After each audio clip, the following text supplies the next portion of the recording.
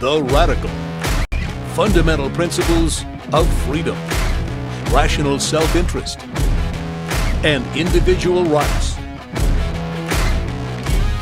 This is the Yaron Brook Show.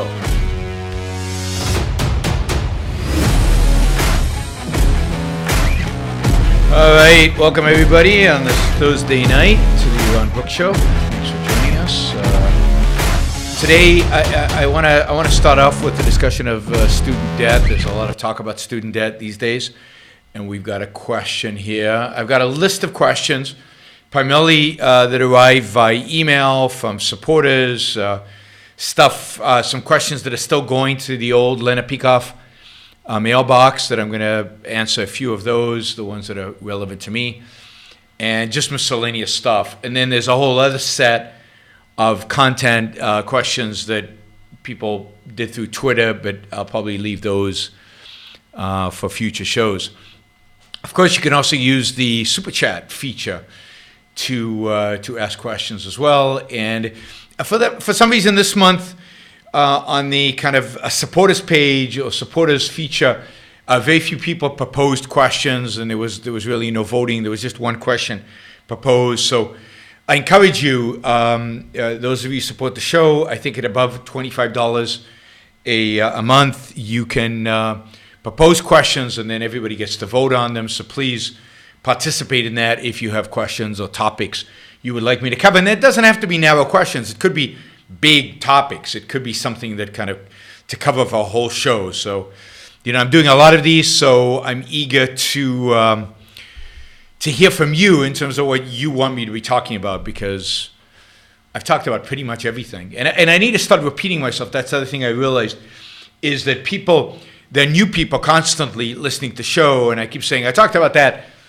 but you can't expect people to go back and listen to your old shows. So there's probably going to be some repetition as we move forward here. And that's, all the talk show hosts and everybody does. They repeat themselves over and over again. So we're going to have to do some repetition. All right. The first question, the first issue is the student debt. It's a question that comes from Dan. It's funny because Dan, I don't know if he's listening right now, but Dan was a friend of mine, 30 years ago. And I haven't seen or spoken to him since 1993. So thank you, Dan, for supporting the show. Thank you for being back in my life in some way. We should catch up sometime. That would be nice. All right, he's asking, what economic impact will occur if the increasing call for a debt jubilee is actually implemented? And here I think the focus is really on student loans. But we can talk about broader and cover consumer debt, although I think it's different if you include consumer debt. But there is a call. And then he wants any comments on the biblical and historical context of this kind of issue of debt jubilee. So I'm not an expert, certainly not an expert on the biblical historical aspects of this, but we can talk a little bit about that. But let's first narrow it down to talk about student debt, because I think student debt is fascinating and really interesting in terms of the way it has evolved and the way the government has gotten more and more involved in it. And you can see kind of the inevitable consequences of what happens when you start with a program that looks like it's reasonable, it doesn't cost the government too much money, and then it evolves into this monster, and student debt is an example of that. So I've got a few stats for you. So this is where we are today, or at least 2016. It's much worse today because the Trump administration has done nothing about this. In 2016, as of July in 2016, it's exactly 2 years ago, the government owned approximately $1 trillion of consumer debt, almost all of that being student loans. I think the number now is something like $1.3 or $1.4 trillion of student loans. Indeed, a third of all U.S. government assets. You got a balance sheet, you got liabilities, Social Security, all of that, Medicare, all of those liabilities, and then you've got on the other side, you've got assets. A third of all the assets that the federal government, the U.S. federal government holds, it holds in the form of student loans that are being paid to it. Now, again, as of 2016, the government was losing somewhere between $100 to $250 billion a year on that, right? And that's kind of a present value, and that includes about $40 billion of just administrative costs of administrating the program, right? $250 billion a year seems like a lot, because $250 billion a year would be 25% of 1 trillion. That's not possible. So the story I'm reading from here is got that number wrong. Maybe it's 100 million a year, 100 to 250 million a year, but it can't be the 25% a year of losses. That would be even nuttier than I think the reality is, and it's nutty enough in reality. Now, how did we get into a situation? Now, also, let's be clear, almost 100% of all student loans issued today, almost 100% of them, issued directly by the government. Now, there's still about 300 billion or more, 300 to 500 billion dollars of student debt on the books of private institutions. But that is all debt that is being carried forward, is being carried since before the United States government basically took on all of the debt. So, between really from 2010, over 90% of all student debt originates with the government. So all the debt that's privately owned is almost all debt that originated before the government got involved, right? Before the government got involved in this way. So the government holds this massive amount of debt. Private institutions have still several hundred billions of debt. Most of that debt is held in all kinds of, like mortgages, in all kinds of packages, and all kind of securities that are kind of derivative from the debt itself. That's how the originators of the debt have basically sold it off in different ways. And a lot of the entities that have done that are companies that, how does this article put it? This is how the article puts it. It says lots of student loans are owned by pseudo-government agencies. Pseudo-government agencies. These agencies, like in the mortgage business, Freddie and Fannie. So there are two in particular that are mentioned here. One is Nelnet, which I've never heard of, so I've never heard of Nelnet. But pseudo-government agencies or private companies with beneficial relationships with the Department of Education. I mean, whoa. So pseudo-government agencies and private companies with beneficial relationship with the Department of Education. And Nelnet is one of those. Nelnet is traded on the New York Stock Exchange. So it is nominally private in the sense that they are stockholders, but it has, quote, a beneficial relationship with the Department of Education, which means that the Department of Education basically backs all its debt, that all the debt is guaranteed by the government, which is true also of the private debt. We'll get to that in a minute. The other agency with a beneficial relationship with the Department of Education is called Sallie Mae, a direct parallel to Freddie Mac and Fannie Mae.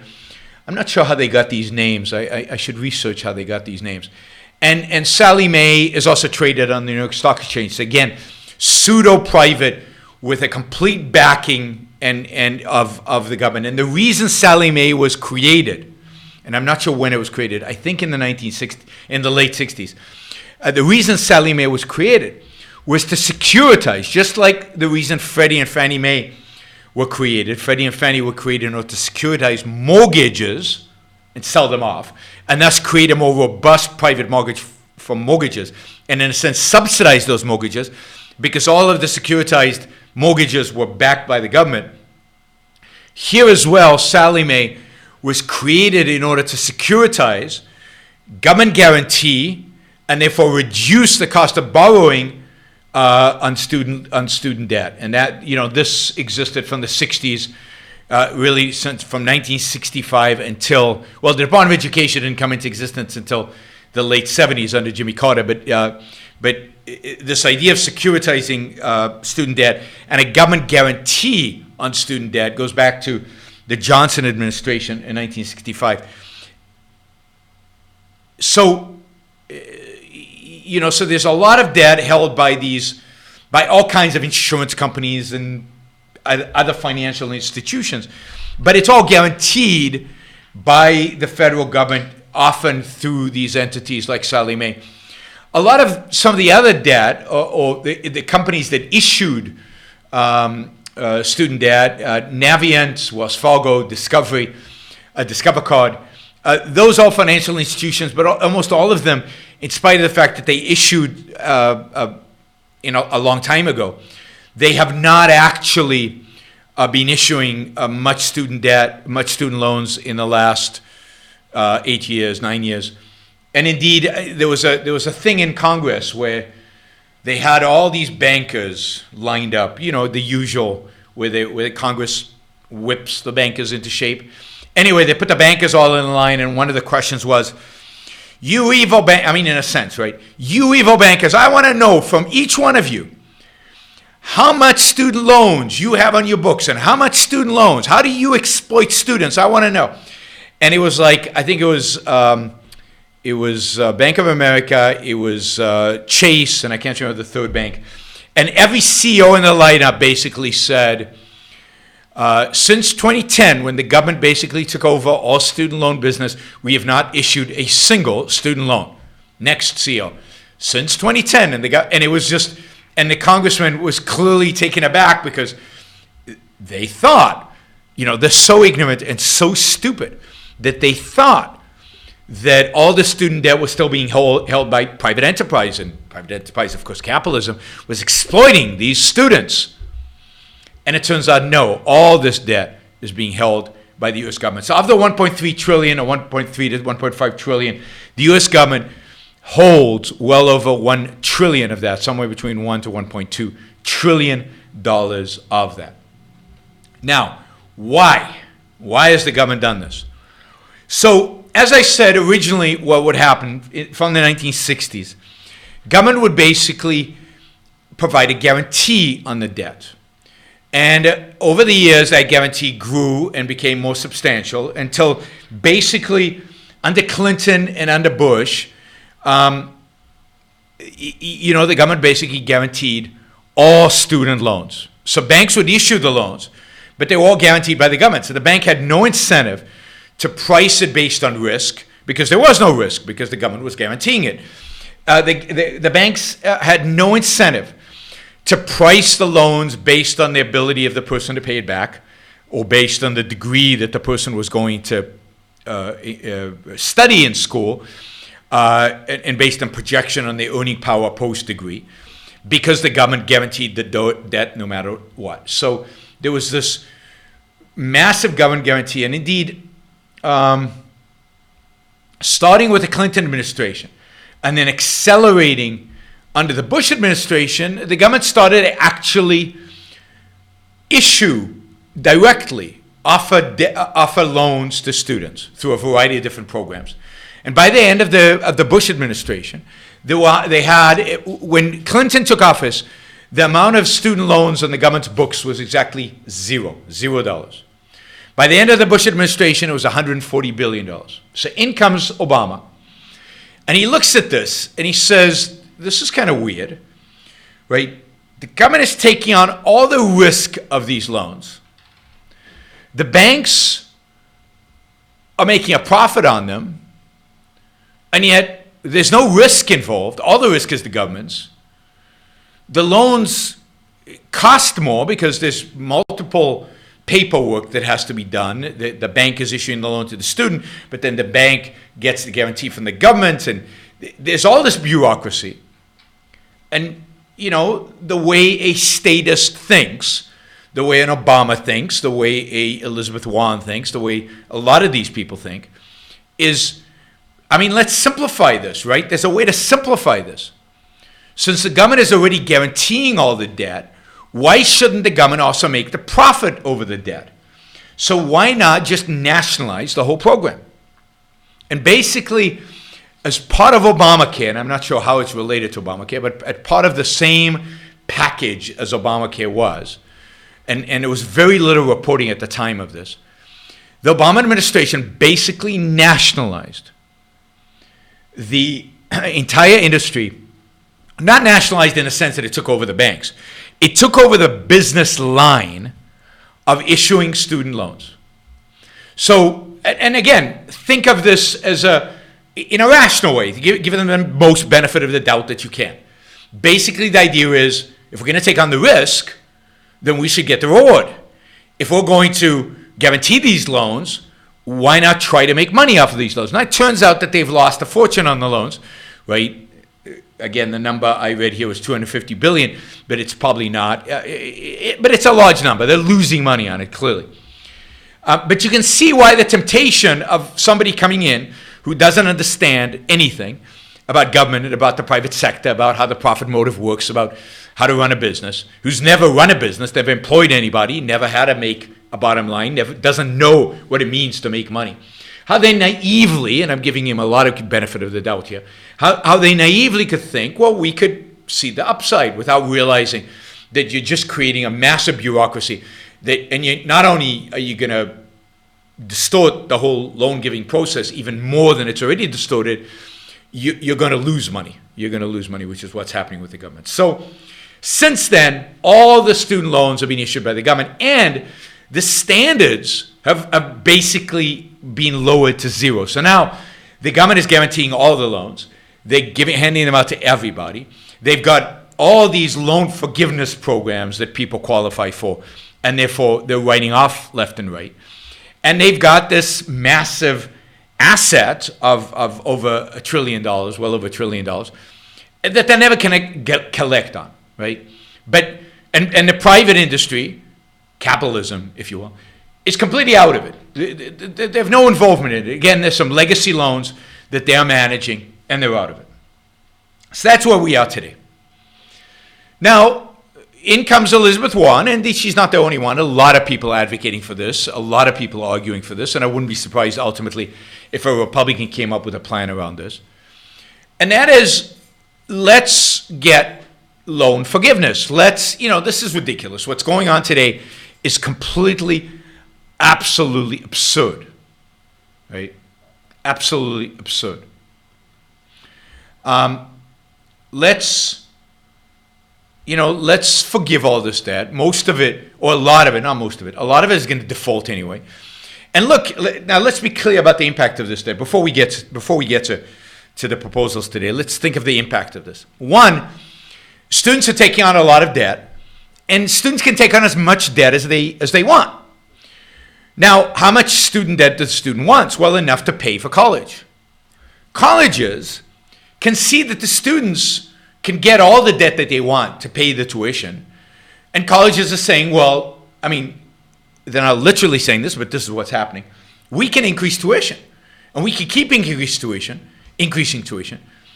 And there's no market mechanism to penalize us because the government is issuing these loans. Students seem to have an irrational, unlimited appetite for these loans, maybe because they believe they won't have to pay them back, maybe because they believe ultimately they'll vote in Elizabeth Warren and she'll forgive them all the loans. And therefore, we can keep raising tuition.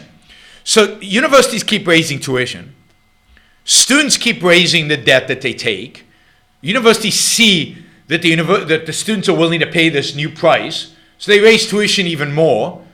And then the universities raise, and then the students take on more debt, and the universities raise it more, and and it just goes on and on and on. And what happens to all this excess tuition? So it goes into things like really nice, good chefs making the food in the cafeteria. So I read stories about this. Some prestigious universities in the Northeast have these prestigious chefs cooking the food in the cafeteria. Now, the other prestigious university can't compete because, hey, if they don't raise tuition, they can't offer that food. And it's going into fantastic dorms. It's going into beautiful buildings. It's not going into improving the education. No. It's going basically into dorms and into food and into buildings. And administrators, lots of administrators, lots and lots and lots of administrators. Something like 6x the number of administrators that were at universities 20 or 30 years ago. Now, you need those administrators because with all the regulations, just to figure out, how to deal with the 97 different genders that exist out there, you need at least 97 different administrators, right? So you need a lot of bureaucrats to handle all the BS, right? So it goes to administrations, building, and perks. That's where the money's going. But at the end of the day, the money's going on the balance sheet of these kids. And the kids are graduating with huge amounts of debt. Many of them have studied subjects that are not exactly in high demand out there by corporate America. They're not going to make any money. They barely pay their debts back. This is one form of debt that you can't eliminate through bankruptcy. So there's no easy way for them to walk away from these debt. That this is the government, so the government is demanding to be paid. Although there are some debt forgiveness programs, they don't seem to be, they're not hugely widespread. And it's crippling these young people's ability to advance. And one of the reasons we're seeing this attitude of this generation of recent graduates will not have as high a standard of living as their parents is the fact that they are being crippled by massive student debt, and they're going to spend the first 15 years of their working lives just paying back that debt. And there's some argument, I don't know, I haven't seen the research. I've seen some research, but I don't know how definitive it is, that as a consequence they're delaying marriage, as a consequence they're delaying having kids, and they're saving less, although I'm not huge on saving in your 20s. And this is creating massive, right, problems, among young people. And they're pissed off. And justifiably so. They should be pissed off. Now, then they're told that all this is caused not by the government debt program, not by the scam, not by the kind of pyramid scheme that the government is doing. This is all caused by the marketplace. This is all caused by the fact that universities can charge whatever tuition they want. This is all caused by, market-driven interest rates. And as the Fed raises interest rates, oh my God, this is caused by them. Not that the Fed raising interest rates is market at all, right? That's central planning as well. Somebody's asking, is it bad to wait for marriage again? No, I'm just saying, I don't know if it's bad or not. I'm just saying, if waiting is not caused by your actual values, but if waiting is caused by the burden of student debt, by the burden of something you should have never had to bear, certainly not at the extent that you're bearing it, the size that you're bearing it, and if it's caused by the fact that you were provided with bad incentives. Now, you should be rational enough to overcome those incentives, but, granted, many people are not. But bad incentives to go and get a stupid degree that adds nothing to your life, then it's bad. That is, if it's an artificially causing you to delay a decision about having children and getting married, then it's bad, right? I don't know what the right age. I don't think there is a right age. I got married very young, and it worked out great. And by today's standards, I had kids when I was young. I had my first kid when I was 28. By today's standards, that's very early. By the standards when I got married, it was very late because I got married when I was 21.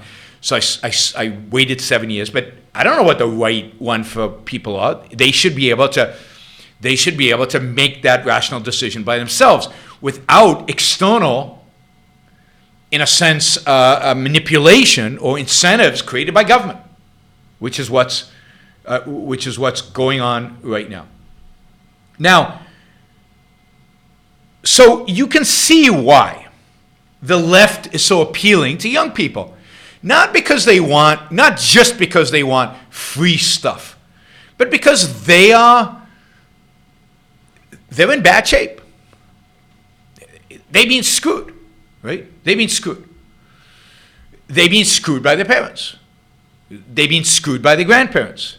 They've been screwed by everybody who's voted for politicians who have brought the situation of student loans and of student financing to the point where it is now. They didn't do it. They went around. It's not their fault. Now, as I said, they acted irrationally by taking on the debt, but that was kind of the reality they were presented with, and their parents probably advised them to do it, partially because of the expectation that the government won't force them to pay it back. So here comes Elizabeth Warren or Bernie Sanders or whoever and says, we can wipe it out. We can get rid of it. Now, when you think about it, here is $1 trillion sitting on the government's balance sheet. And if you just said to students, to young adults, not students, you don't have to pay your debt back, then the government writes off $1 trillion, $1 trillion of assets. And who cares? I mean, basically what it does is that the government then has to generate other sources of revenue from which to pay the debt that it took on to fund these student loans. Because remember, the government sold bonds. Now, the bonds were very cheap. For whatever reason, people, Chinese, Japanese, who we hate, right? Who we think are bad, who we think because the trade deficit is bad. Trade deficit is what facilitates all this debt, right? So the trade deficit makes it possible for these foreigners to buy all our debt. They've been willing to buy our debt at very low rates. And suddenly what we're saying is, well, we thought we'd be able to use the repayment of these loans by students to pay you back, but we're not going to. So we'll just have to, in the future, take on more debt in order to pay you back. So the pyramid scheme just expands. The U.S. government has $22 trillion, or 22, I think it is, trillion dollars worth of debt. All this will do is it make it a little bit more difficult to pay it back. And if the government doesn't issue more of this kind of debt, then, as Elizabeth Warren suggests, they make at least some colleges free, and let's assume they then get out of the business, then the real people who will suffer from this, you would think, are the debt holders that hold U.S. debt. The ability to repay that debt got a little bit worse. Not hugely worse, but a little bit worse. And this is what the left is counting on. So let's say again, that we just say you don't have to pay it back. You can keep it. What's going to happen? Nothing. Nothing. A lot of things will happen, right? But at a first level, right? At a first level, as what's his name? Economics in One Lesson taught us that you don't just look at the first level effects, but the first level effects are the government debt stays the same. What will happen is the U.S. deficit every year will grow by the amount of what would have come in from the students paying it off and didn't come in from them paying it off. Right?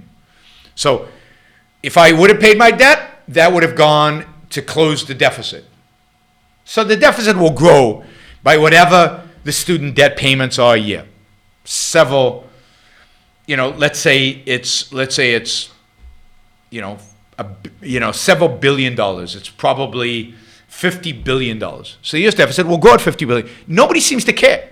Republicans don't care because they spend $50 billion like that without caring about a revenue source. Democrats certainly don't care. They want to spend tens and tens and tens of billions of dollars. They don't care. Nobody cares. So I don't see how anybody's going to object to the proposal that we eliminate all student debt. Now, particularly when what Elizabeth Warren says is, look, I have a way to finance it.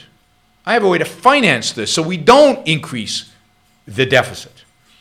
And the way to finance it is a wealth tax of 2% on anybody who has more than $50 million. So if you have $50 million of assets, then we're going to tax you at 2%. And here's how she explain it. And notice how appealing this is. Now, I know it's not appealing to you, and I know it's not appealing to me, but put yourselves into the shoes of just an everyday American, or even an everyday billionaire, and notice how appealing this sounds and how appealing she makes it, right? I'm quoting Elizabeth Warren, I think from a verbal, like a speech or something. She says, I started several months ago about a wealth tax, an ultra millionaire's tax. It's 2 cents on every dollar, 2 cents on every dollar of the great fortunes above 50 million. So your 50 millionth and first dollar, she's not taxing the first 50 million, only the dollar above 50 million, you got to pay 2 cents. And 2 cents of all the dollars after that. 2 cents. It's nothing. And here's the stunning part. If we ask the great fortunes in this country, understand that this isn't about trying to be nasty or say you're doing anything wrong. What it's about is saying, look, you had a great idea. You got out there. You worked hard. Or you inherited well. Whichever one it was. And we say, good for you. That you have not gotten this great fortune. Good for you that you have now gotten this great fortune. But 2 cents? You've got to pay something back so everybody else gets a chance. And here's how the money works out. And I don't know, by the way, I don't know if this is true, but this is what she's saying. If we put that 2 cents wealth tax in place on the 75,000 largest fortunes in the country, 2 cents, we can do universal child care for every baby 0 to 5, universal pre-K, universal college, and knock back the student loan burden for 95% of our students, and still have nearly $1 trillion left over. Now, I don't think the math is right there, but anyway, think of how appealing that is. You take 75,000 Americans, the tiniest of minorities, and they're super, super duper rich. And they're the lucky ones, according to Elizabeth Warren, because she's a big believer in you didn't build that. They're the lucky ones. And you don't tell them they're bad guys. You just say, 2 cents. 2 cents. How much is that? And we get to give all these free things. So Elizabeth Warren has a way to pay for the debt forgiveness, the student loan forgiveness. But let's think about the other consequences of this. Well, first, if you do this, nobody's ever going to issue student debt again, right? And if the government continues to issue student debt, then people buying American debt are going to wonder, because now it's another $1 trillion it's another whatever, billions of dollars of expenses, hundreds of billions of dollars of expenses that are never going to be paid back, and the deficit's going to balloon and mushroom. Now, so far, the deficits have grown and grown and grown, and the debt has grown and grown and grown with little observable consequences. Interest rates are still very, very low. The economic argument against huge amounts of debt, one of the economic arguments, is, there are many, but this is one, is that interest rates would increase, but they haven't. Global appetite for dollar-denominated debt seems to be infinite. They keep taking it on.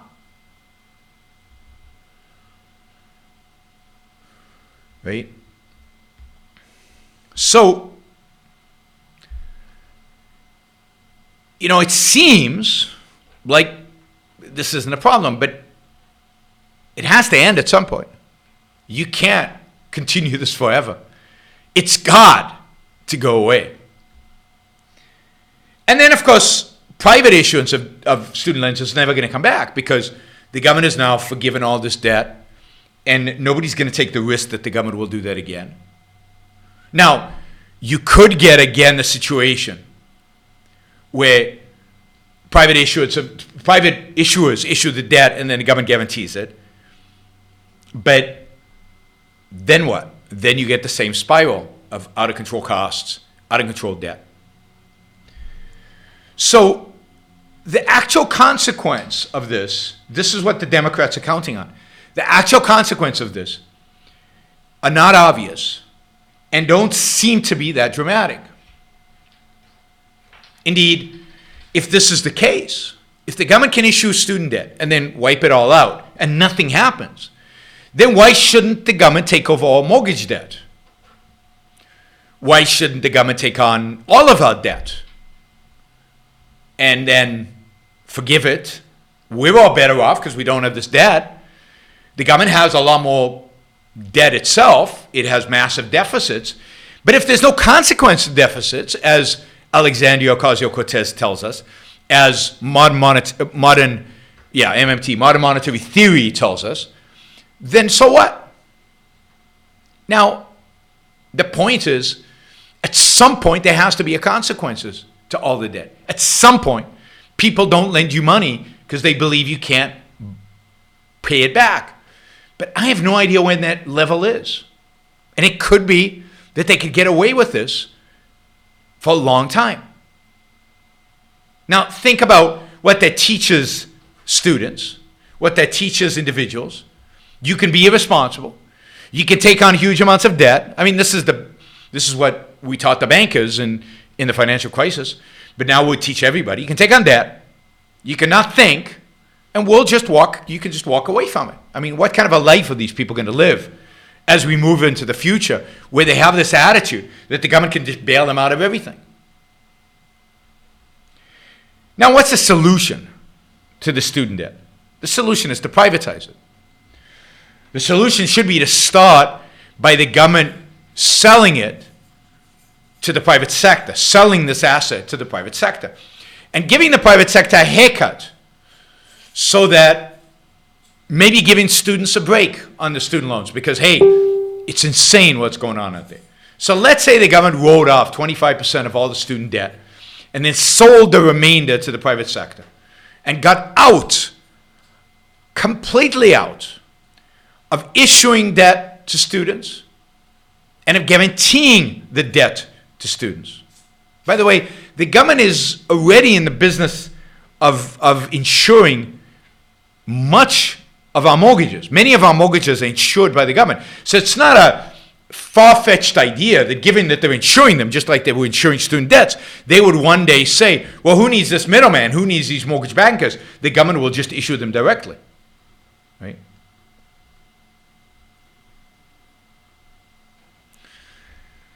So, at some point, you're going to have to pay for this. At some point, this system has to collapse, and the system will collapse. It's hard to predict when, it's hard to predict how, but there's no such thing as free lunches.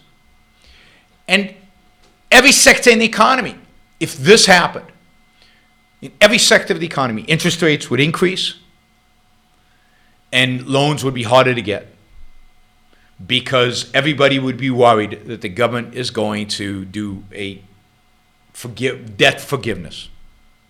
And everybody will suffer. The students will be better off in the short run, worse off because they would have learned the wrong life lesson. I'm not against writing off like 25% of the student loans because I think of the government has created a real perversion here, and then selling those on up. Now imagine if private enterprise, without a government guarantee, was actually issuing the loans. Imagine what would happen then. Then when you were interviewed, when you were filling out your loan request, they would ask you things like, what degree are you going to get? And if you were going to do feminist studies, your interest rate would be significantly higher, and the amount of money they'd be willing to give you significantly lower than if you were going to get an engineering degree.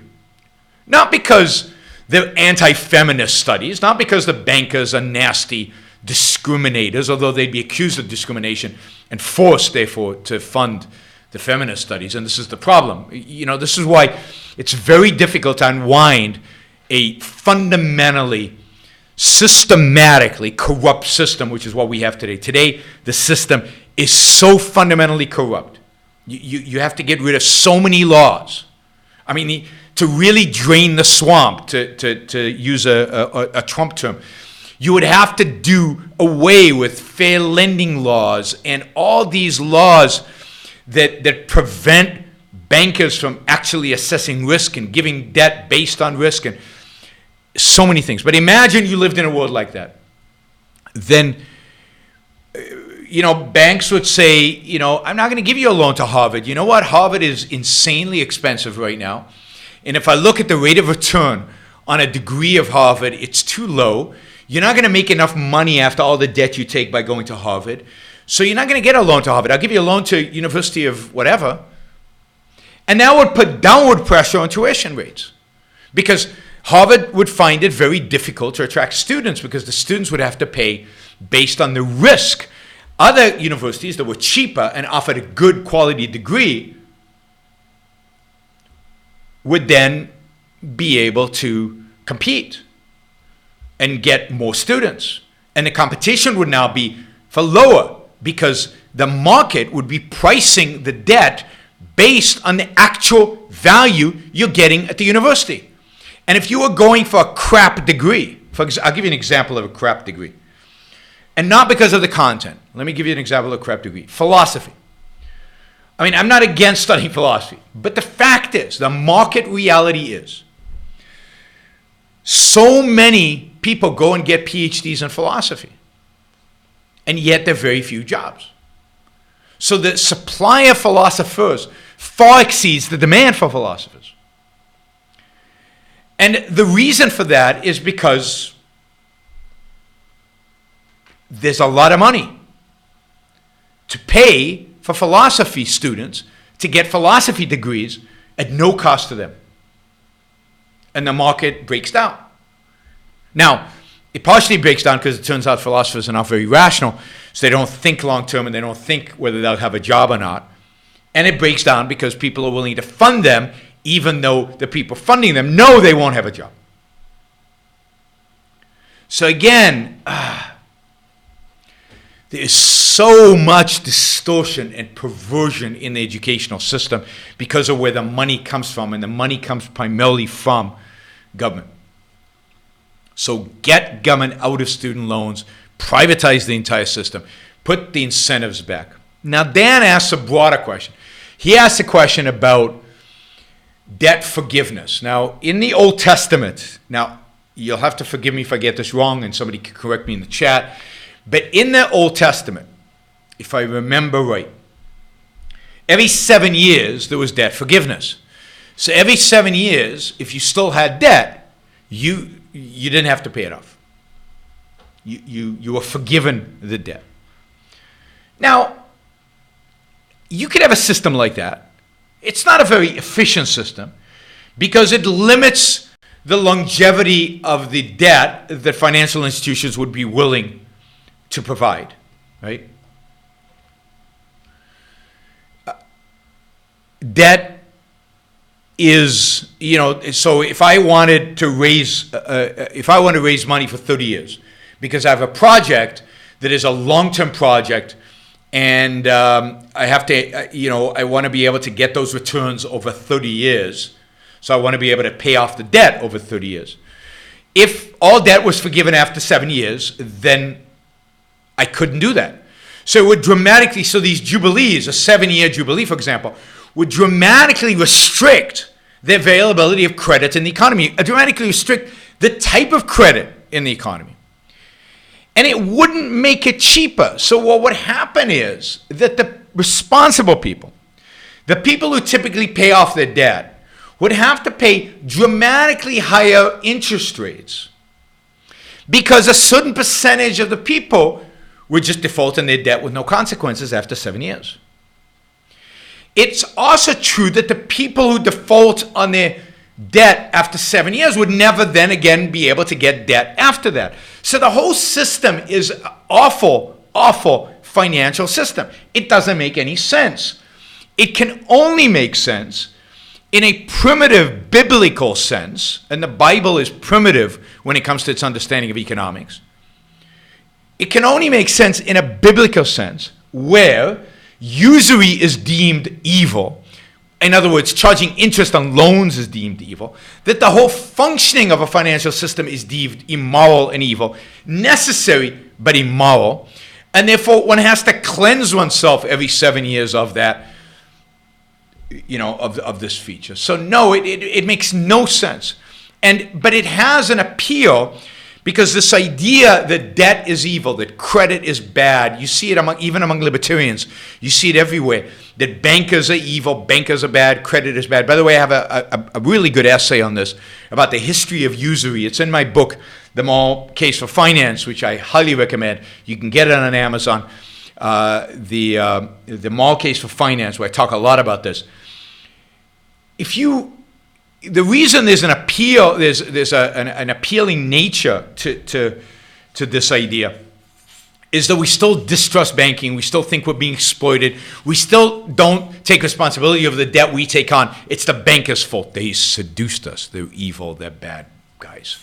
And Ron Paul is one of those guys who calls them banksters. And it's very, very prevalent within the libertarian movement, but it's prevalent throughout the left, the right, conservatives, because they read the Old Testament.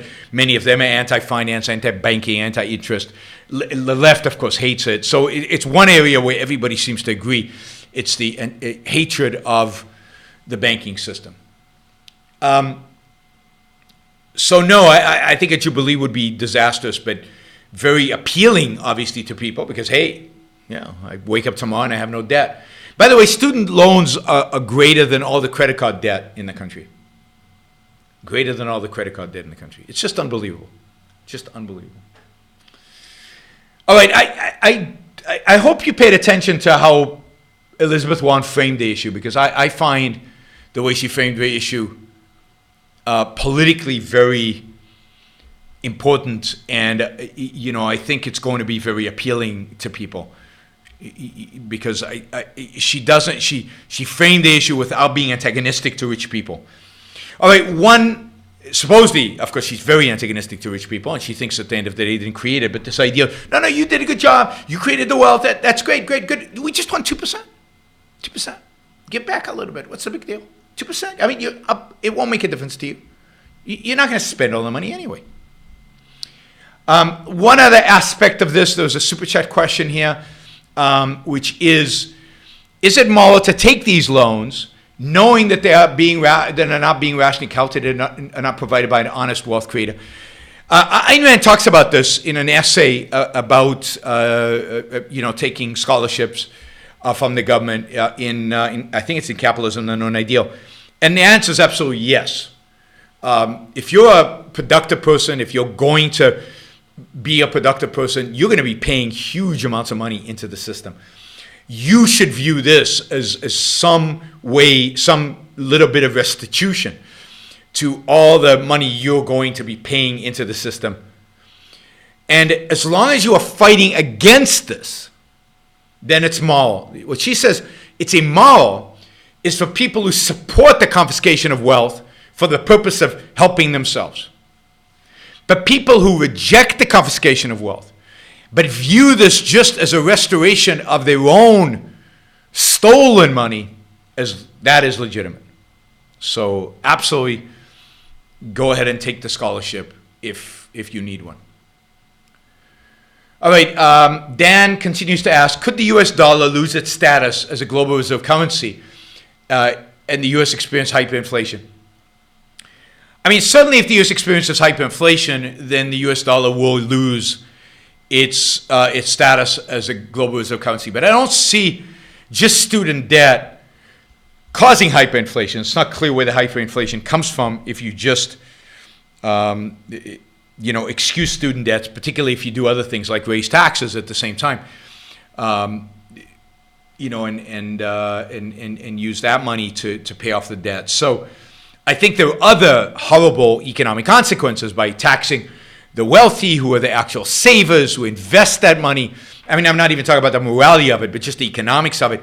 You're taking money away from people who save, and you're giving it to people who consume.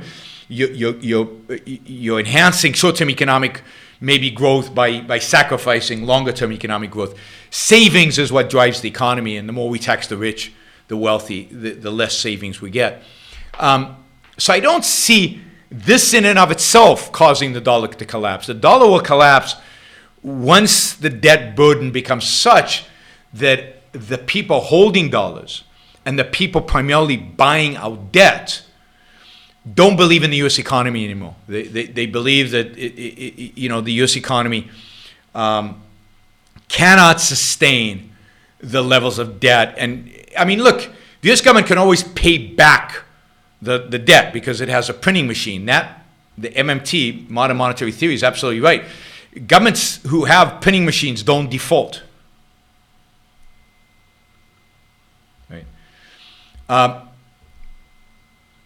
It's at some point, though, if you print money and the money is not going to production, and the money is just going to consumption, then you get inflation. And then once you get inflation, people lose confidence in the dollar. And if you have to start printing huge amounts of money in order to pay off the debt, pay back the debt, because the debt has gotten so high, then the U.S. economy is going to collapse. So there's going to be a collapse. But it could take a decade or two. Timing these things is impossible. And it's not going to be one action, although some of what the Democrats are proposing will accelerate that dramatically. But look, I think a lot of the trade war that Donald Trump is engaging in today, a lot of the tariffs, has the potential to accelerate this. Because one of the reasons the dollar is a reserve currency of the world is because the United States has stood for relative free trade in the world, and because everybody wanted dollars because they wanted to invest in the U.S., wanted dollars because they wanted to trade with the U.S. But if trade is in decline, if global trade is in decline, then the dollar will be in decline as well. The dollar is linked. Indeed, the U.S. economy will suffer just as much as the Chinese economy if global trade declines. If Trump is successful in bashing the Chinese, and if he keeps the tariffs and he increases tariffs over time, then what you will see is a collapse or a real destructive element within the U.S. economy. All right, finally, would conversion back to the gold standard be an imminent beneficial action, or is it better to be a later stage in the process of regaining capitalism? I think it's neither. I think it's something that needs to be announced quickly and executed over time. So you could certainly do it pretty fast, but you would need 2 to 3 years to execute on it. There's a lot that needs to happen, a lot. Because it's not just a gold standard. What kind of gold standard? Are we talking about true free banking, which is, because I'm not supportive of a Federal Reserve driven gold standard. We had that from 1913 until 1933, and to some extent until 1971, and it wasn't good. It wasn't a good system. It's a bad system. So I would advocate for a free banking gold standard and a free banking where you have competing currencies. That is, where banks can decide what the standard would be. My guess is they choose gold, but free banking means different banks and different customers can have different standards. And that's the only context in which I think you would see whether cryptocurrencies work or don't work, and my expectation is they would not work. But so how do you move from the system we have today to a free banking system based on, let's say, something like a gold standard?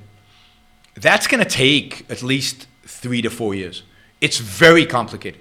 It's very hard, and it would require massive deregulation of the banking system, and then undoing the Fed and linking the U.S. dollar, at least for the purposes of tax payment, to a certain weight of gold. And how do you do that? You would have to basically announce it and then see where the price of gold gravitates towards and fix it on a particular date that you set in advance.